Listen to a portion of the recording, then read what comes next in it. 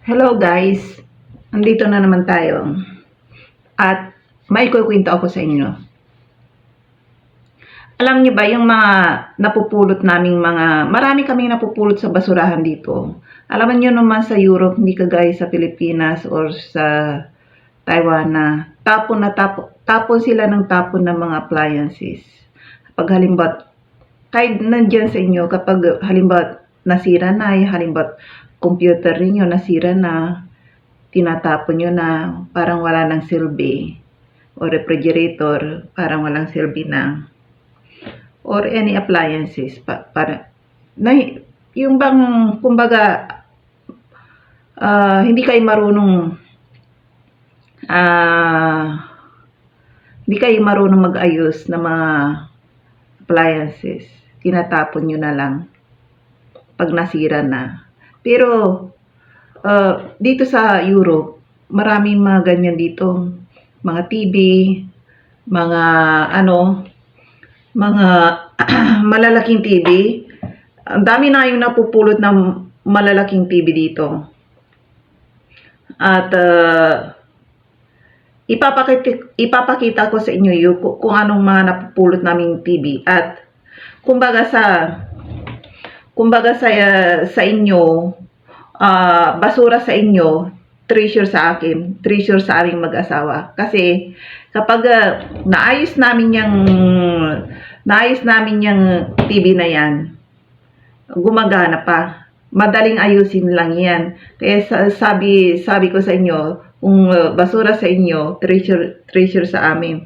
Lahat ng mga TV namin dito, hindi kayo bumibili ng TV. Napulot lang namin sa basurahan. Ayun, gumagana lang. Bumibili, kasi ang asawa ko marunong mag-ayos ng ng mga appliances. Lahat inaayos niya. Technician siya kasi. At saka robot programmer siya. Kaya marunong siya mag-ayos ng mga malalaking machine. Lahat marunong siya. Marunong siya, mga electrician, marunong siya. Technician, ganun, marunong din siya. Kaya kapag may nakita siya sa basurahan, pinupulot niya yan. Kahit hindi naman siya basuriro ha, hindi basuriro asawa ko. Pero pag napulot niya, pinag-iinteresan lang niya yung mga appliances. Kapag nakita niyo yung malaking TV, pinupulot niya, iniuwi sa bahay kasi para sa kanya, treasure sa kanya yun. Maraming, kung halimbawa yung screen, kahit na screen, basag na, kinukuha pa rin niya. Kasi, kapag umorder siya sa online ng screen, papalitan niya, marunong siyang palit ng screen ng TV. Kahit na, yung mga cellphone niyo, basag yung screen din. Marunong din siyang, magpalit ng screen na basag. Minsan nga nabasag yung screen ng cellphone niya. Nabagsak. Umorder siya online ng yung screen sa cellphone niya. Mura lang. Mas lalo kapag in-order niya sa China, yung AliExpress or Alibaba. Napakamura. Ayan, napakamura. Kaya, kung minsan kasi kapag dito, kapag bumili siya sa mismong shop, yung screen na pang 1,000 ang presyo, mga 2 or 3,000. Kaya ang ginagawa niya, bumibili siya sa Made in China, mabibili lang niya mga 200 or 300 lang or 100. Ayun lang, mura lang. Pero, kung minsan, nagtatanong siya sa paggawa ng mga sa electronics kung magkano paayos. Sabi ng technician din, sabi niya, maybe 2 or 3,000. Sabi niya, marunong siya. Kaya umalis na lang siya. Sabi niya, alam ko maugali ng mga yan. Sabi niya ganun. Kaya sabi niya sa akin, siya na lang mag-aayos. Marunong siya. Kaso nga lang, paminsan-minsan lang siya nag-aayos kung available siya kasi may trabaho siya parati. Marami siyang work. Kaya hindi siya kung napulot niya, i-stock niya muna rito tapos pag may time, halimbawa Sabado, Linggo nandito siya.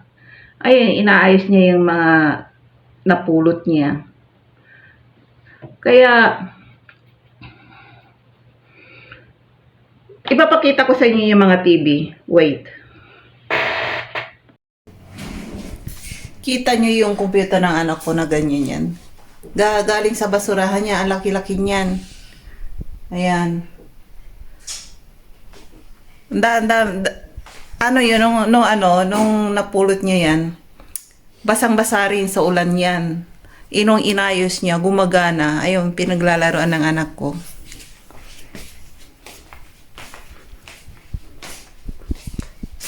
Pati rin ito, napulot niya. Sa basurahan din yan.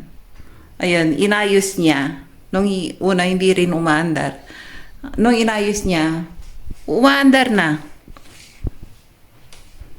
Kita niyo itong 3 computer ko? Ayan, napulot din namin sa basurahan yan. Yan, tsaka ito, tsaka ito. Tsaka yung CPU niya. Yung CPU ng ito napulot din namin yan. Tignan niyo, mga basura sa kanila. Basura sa basura. Ayan, ginagamit namin, Kapag asawa mo talaga mahilig sa electronics, lahat sa kanya bago. Yan,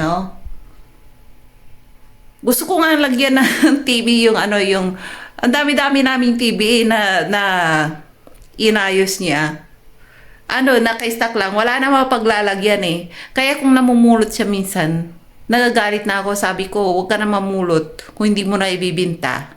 I-stock mo lang dito. Wala na ako matutulugan. Sabi ko gano'n sa kanya.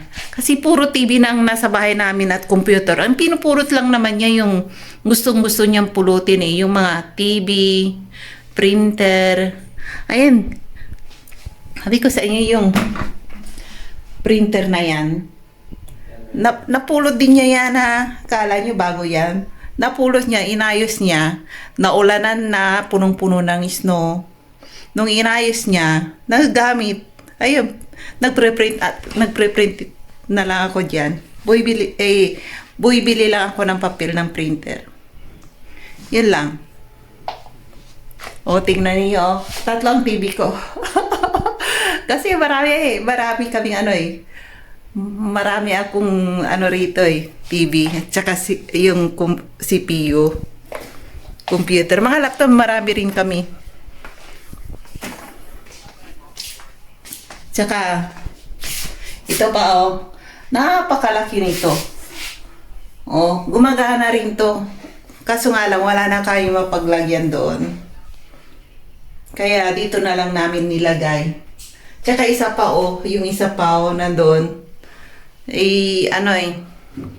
Wala na kayong mapaglagyan. Kaya ayaw ko sabi ko sa kanya, huwag ka na mamulot kapag tinapon nila. Kahit na yung mga kaibigan niya, yung mga appliances, pinapaayos sa kanya. Ayan dami. Doon sa room pa rin niya, ang dami pa rin doon. Ayaw nga lang niya akong papasukin kapag pinapasok niya ako, nililinis ko lahat yun. Baka masira. Tapos, di ngayon, sabi ko yung napulot niyang,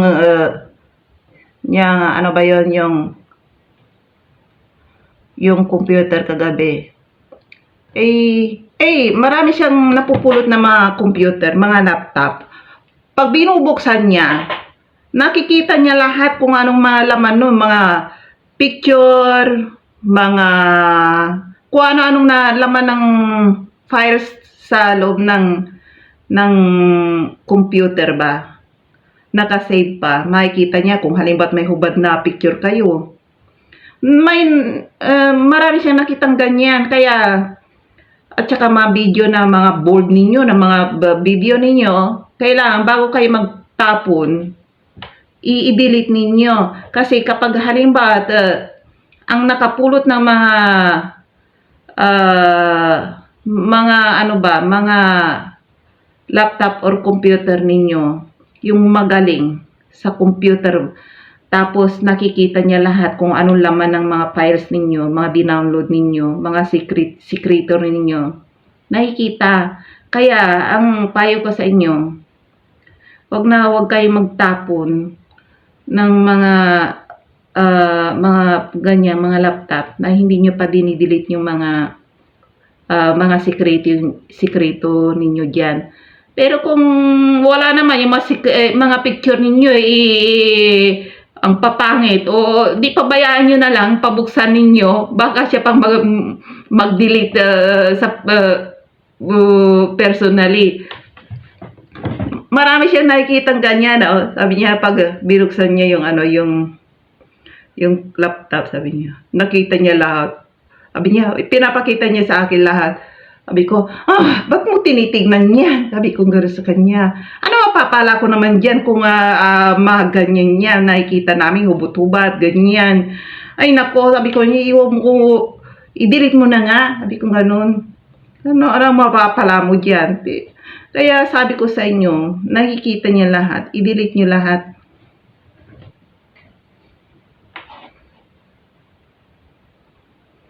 Ayan. Ayan, may napulot siya at ang ganda ng computer. Ayan, naayusin niya to, magiging bago to. Ang ganda ng computer, medyo bago, para may ano pa raw may I am YouTuber now.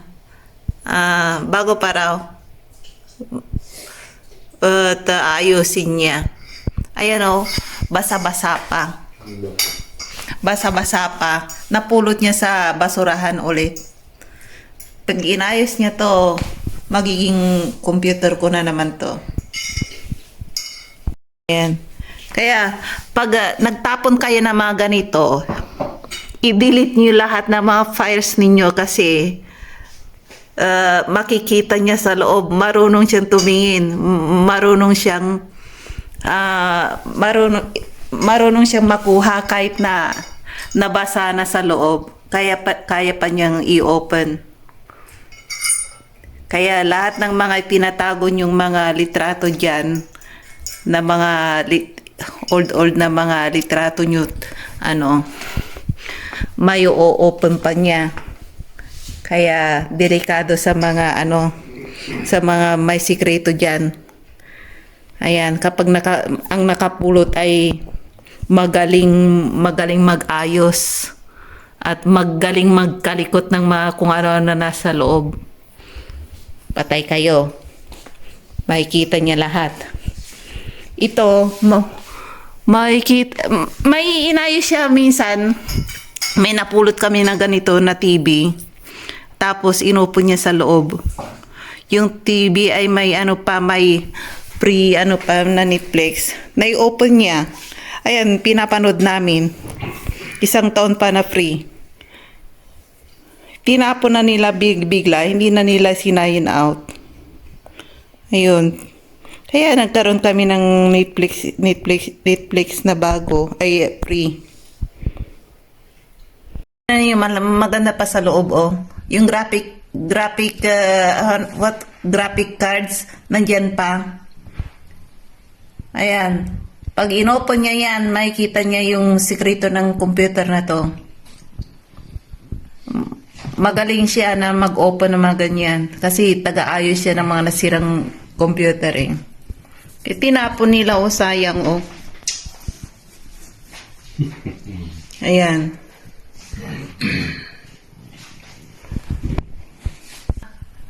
Malinis ayan, pag naayos to, ayan, pag naayos to parang bago to. Lahat ng mga computer na rito galing sa basurahan, napulot niya. Ipapakita ko sa inyo yung yung napulot niya sa basurahan gamit ng anak ko. Wait lang. Tapos, excuse me. Tapos, pumunta kami minsan sa shopping mall. Alam niyo ba, sa likod ng shopping mall, yung bilihan na may electronics, yung mga binabalik ng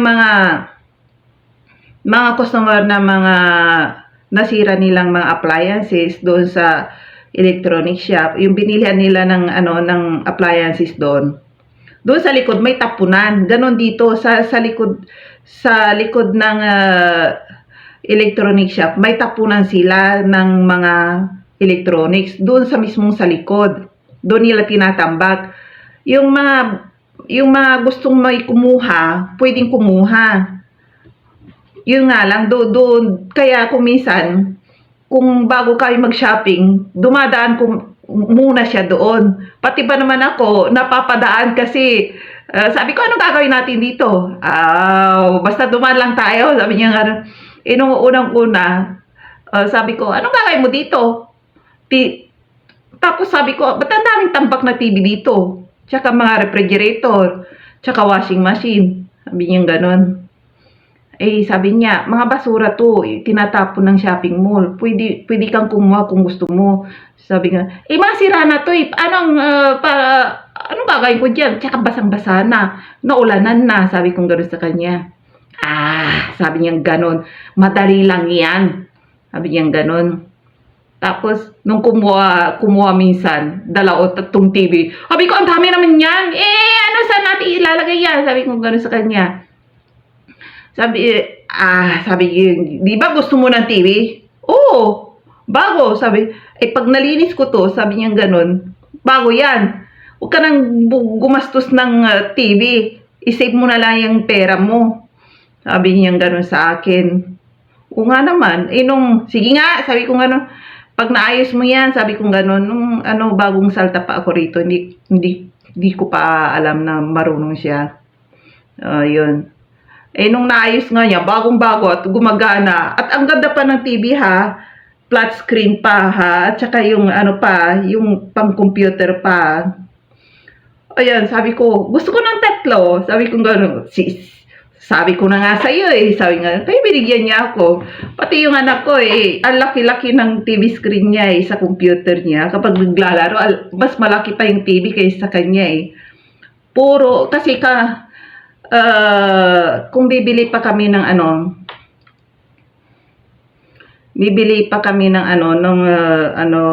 ba yung mga appliances na yan.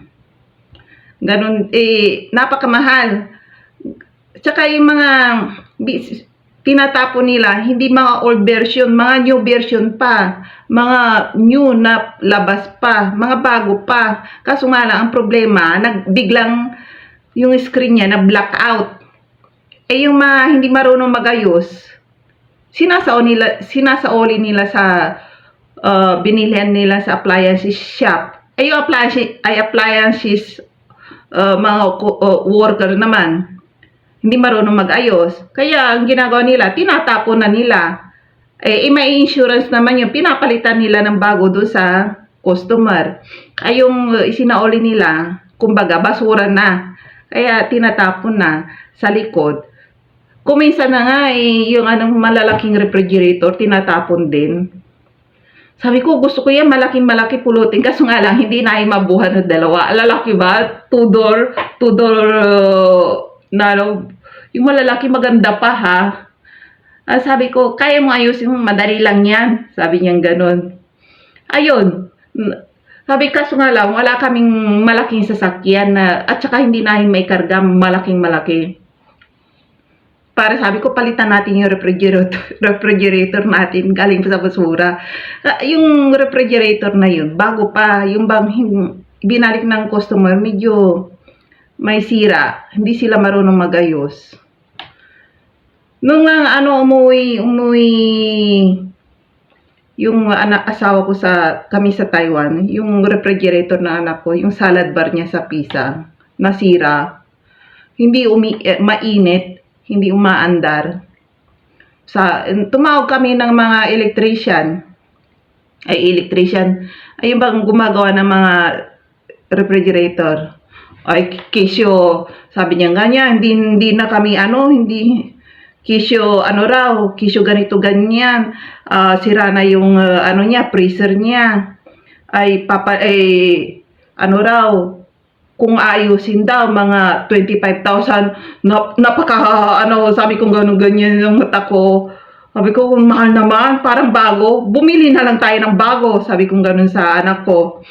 Ay may pumunta naman, kahit na pumunta, hindi naman niya naayos, nagpabayad ng 1,000. Sabi ko, grabe naman yan, sabi ko gano'n. Sabi ng asawa ko, ganyan ang mga teknik na hindi marunong magayos, titignan lang, sabi niya gano'n. Talagang, yung mga scam, sabi niya gano'n, titignan lang, sasabihin sa'yo na ganito, may yung refrigerator niya, yung hindi na gumagana, kailangan mo ng palitan ng ganyan, or kung gusto mo ayusin natin ngayon, kung kunwari lang yun, pero hindi marunong magayos, pero magbabayad ka ng 20,000. Ay, katapos niyang ayusin, saka sabihin niya, hindi pa sure, sasabihin pa niya gano'n, kasi kinausap namin yung gumagawa kung sure ba na maayos mo, sabi kong gano'n. Sabi hindi pa sure, baka hindi pa sure, sabi niya, sabi kong gano'n, magbabayad kami ng mga 20,000 ganyan, hindi ko pa maayos. Sabi namin sabi ng anak ko, pag-isipan ko muna. Ando naman yung asawa ko, sabi ko, pwede mo bang ayusin? Sabi ko, nung nagbakasyon kami doon, tahimik lang siya, sinasabi ko ang problema. Sabi niya gano'n, oo, sabi niya gano'n. Ano ba sabi ng mga tinawagan ninyo? Sabi niya gano'n. Yun nga, in-explain ko sa kanya. Sabi niya, madali lang yan. Sabi niya gano'n. Mga bubo kasi kayo eh. Kung umuo kayo, adi lumipat na naman 26,000 ninyong mag-ina. Sabi niya gano'n sa amin. Oo nga no. Sabi nga gano'n. Ay katapos sabi niya, sige. Sabi niya gano'n. Kasi hindi niya dala-dala yung mga tools niya nandito sa Czech Republic eh. Ibili niya ako ng pan-testing. Sabi niya, di binili namin siya pang-testing worth 200 lang. Worth 200 lang, tinesting niya. Alam ko na kung anong gumagana. Ay, hindi gumagana. Yung malit lang na ganito, sabi niya, hindi freezer. Yung freezer, okay pa. Malamig pa. May gumagana pa yung system niya. Sabi niya, ganun. Bumili kayo ng ganito. Sabi niya, kung hindi kayo marunong, sabi niya ganun, alisin ko, katapos pumunta kayo doon sa bilihan, ipakita nyo to. Sabi niya gano'n. Hindi pinakita namin. Tapos, sabi niya, mayroon daw sila. Saya-saya ko. Magkano? Sabi ko gano'n, 400 lang. Wah! Sabi ko gano'n, 400 lang katapos ayusin nung 26. Sabi niya, pag bumili raw kami ng gano'n, sabi niya gano'n, mga worth 3,000. Tapos, aayusin pa raw niya, 13,000. Sabi ko gano'n. Loko-loko yun parang scammer yun Sabi ko gano'n. Sabi naman na anak ko, wala tayong magagawa ganyan ang mga tao ngayon Sabi gano'n. Nung binigay na ko sa asawa ko yung parts na yun. Tapos, ang ginawa lang niya, dinugtong lang niya yun. Katapos, ang ginawa niya doon sa freezer, ibang tinapik-tapik, yung ganyan. Tinitignan ko kung ginagawa niya. Tinatapik-tapik niya, o ginaganyan-ganyan yung freezer. Tapos may yung gumagana na. May ko gano'n. Gumana, saglit lang. Muntik nang lumipad yung 26,000 namin para pampaayos ng refrigerator. Loko-loko talaga, sabi niya, alam nyo, kayong mga hindi marunong gumawa ay mag-ayos ng mga appliances. At karamihan naman sa mga, kahit na nakagraduate ang mga yan, electrician, karamihan hindi pa marunong. Sabi niya gano'n. Nagmamarunongan pero hindi sure. Hindi nila 100% na naayos. Sabi niya gano'n. Maraming scammer ngayon. Sabi niya ngayon, kaya mag-ingat kayo. Ayan. Nung pumunta rin kami sa mall, nakapulot kami ng air purifier sa bahay. Panglinis ng sa bahay. Kinuha ng asawa ko. Ipapakita ko sa inyo. Ito oh. Andito tayo sa bilihan ng mga sa grocery. Nandito na tayo sa check titingin kami ng microphone diyan kung mayroon. Kasi ang pangit ni microphone ito eh. Ayan, tingnan nyo yung asawa ko. Namamasura oh. Ayan. Ayan yung mga basurang mga appliances. Tinitingnan ng asawa ko kung may TV. Ang gustong-gusto niyang pulutin yung TV. Kasi pwede niyang ayusin. What's this? Air cleaner. Air cleaner? You wanna try? It's like new. Okay, take it. I need this one. Ayan. may air cleaner daw, oh. Ayan, napulot namin. Wait. Ayan. Ayan, dito ay sa likod ng shopping mall to. Ay, dyan, sa unahan, yan, electronics company. Yung electronics company na yan, yung mga hindi na ayaw na nila, sinasauli ng customer. Dito na nila itinatapon. Ayan, gusto mo mamulot ng kung may TV. Ito, mga TV to, wala na oh. Baka may nauna na. Ayan. Ayan, mga itinatapon nila. Oh, malit na refrigerator, oh. May malit na refrigerator, oh. Maganda, oh.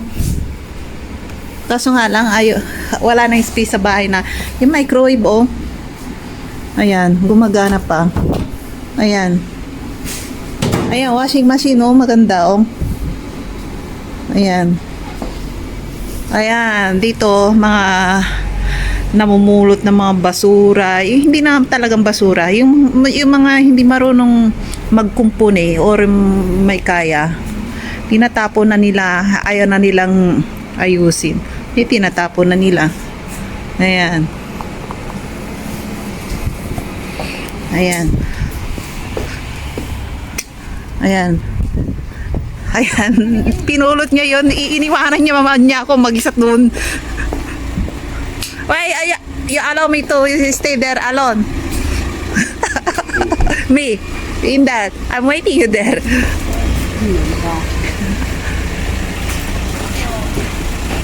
Ayan, napulot na niya. Iniwanan niya ako mag-isa doon.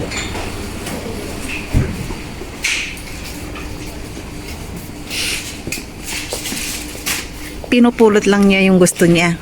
Ay, hindi naman niya pinupulot lahat.